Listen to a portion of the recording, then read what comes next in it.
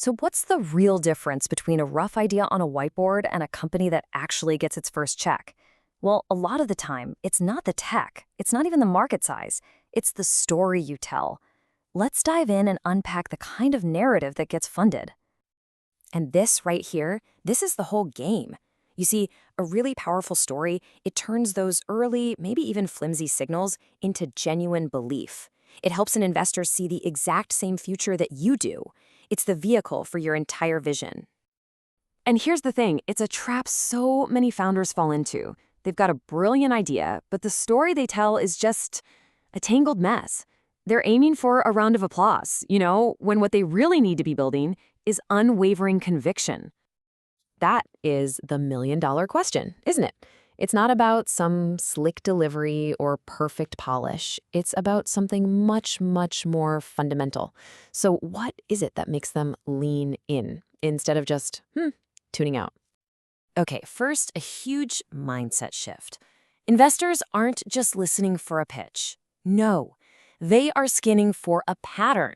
They're looking for this clear, logical connection between all the pieces of your story, a sense that everything just clicks together perfectly.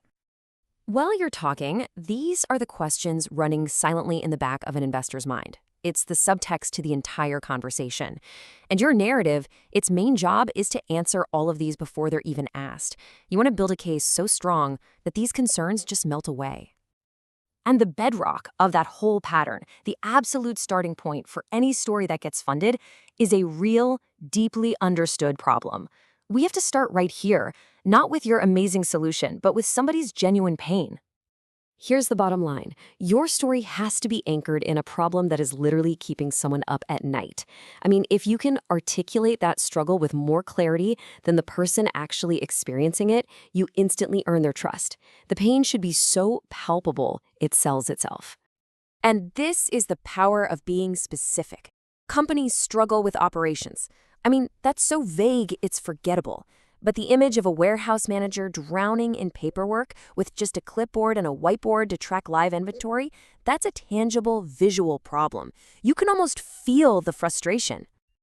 And that's exactly why it's so important. Specific details are a signal. They show investors that your insights aren't just from some market research report.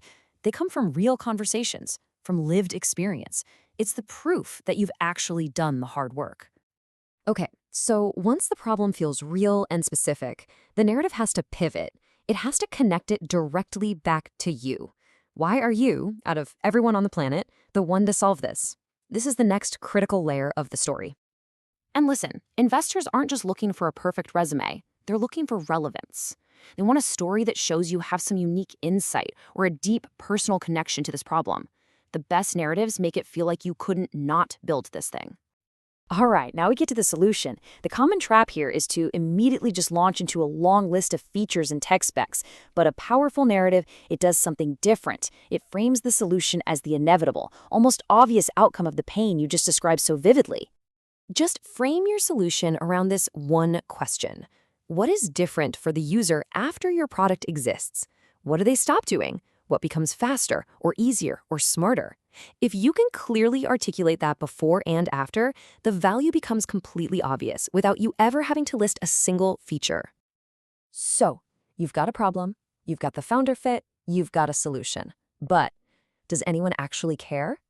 This is where we need to talk about traction, but maybe not in the way that you're used to thinking about it. Let's be really clear here. Traction isn't just revenue.